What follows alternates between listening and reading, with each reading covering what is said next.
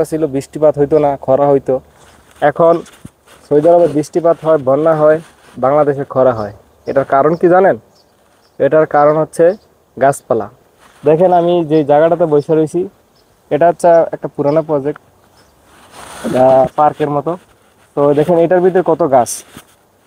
তো এরকম বর্তমানে সৌদি সরকার রাস্তার আশেপাশে সব জায়গাতেই গাছ লাগাইতেছে।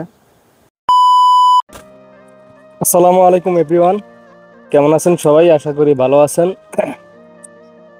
তো অনেকদিন হয় ভিডিও নিয়ে আসি না, তো আজকে আপনাদের মাঝে নতুন একটা ভিডিও নিয়ে চলে আসলাম। তো আজকে আমি কিছু কথা বলতে চাই,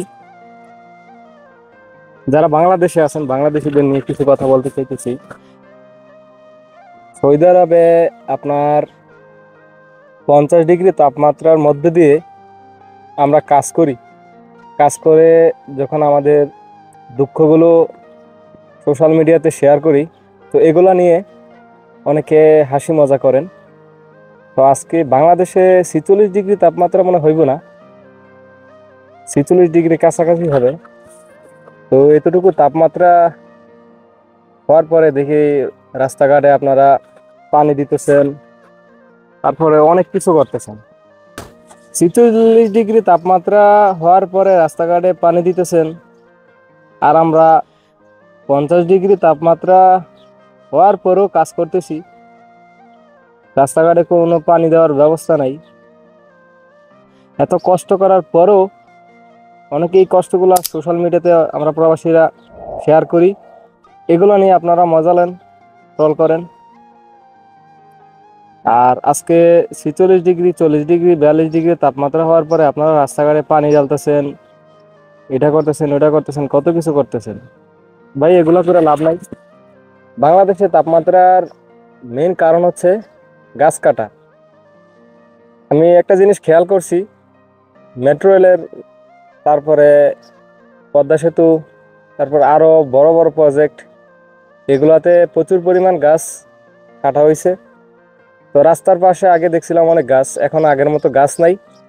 তো আপনারা এভাবে গাছ কাটার পরে বিভিন্ন আরো কারণ আছে, এই কারণগুলোর ফল হচ্ছে এটা, এত তাপমাত্রা।